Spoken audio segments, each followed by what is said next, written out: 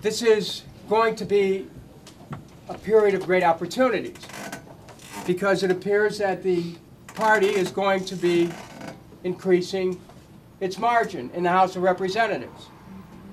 But to me, the question isn't whether we increase our political margin. The question is whether or not we are going to help to remove the American people from the margins of economic disaster. The question is whether or not we are going to widen the possibilities for creating wealth in our society. The question is whether or not we're going to ask some fundamental questions about the way our monetary system operates.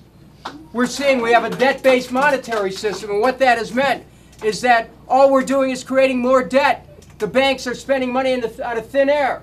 They're creating money out of thin air. We have to look at the way our money is created. We have to look at the role of the Federal Reserve. That isn't a Democrat or Republican issue. It's an issue that relates to whether we're going to control our own government. The banks took over the government with the bailout. We borrowed money from the banks to give to the banks so they could offload their toxic debts or hoard the money or use the money to buy other banks. Our country's in jeopardy because of this. And the only way out is to take a new look at the way we create money in our society and the way that we try to get money into the hands of all the people. That we have to not just prime the pump of the economy in the way that Roosevelt did, but we also have to look at the structures in our society that are causing this acceleration of wealth upwards. I want to introduce somebody who's done a lot of work on this, somebody who has made himself known internationally as an expert on monetary policy. And we're going to be working very closely with him in the years ahead, because he's someone who really has been a seer, a forerunner of the kind of research and understanding that has to be done.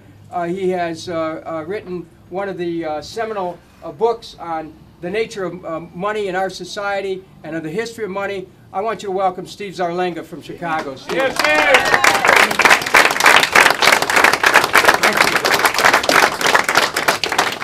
Looking forward to this very much. Well, Steve, we're glad that you're here. And when I met Elizabeth, Steve was there at that exact moment. Where'd she go, by the way? She's right behind us.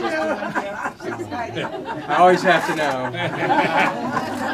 But I wanted to mention that because Steve Zarlenga, you're going to be hearing more about him. He's really been way ahead of his time, but we have to move his research into an understanding and into an awareness, members of Congress. And that's one of the things I intend to do in the next term.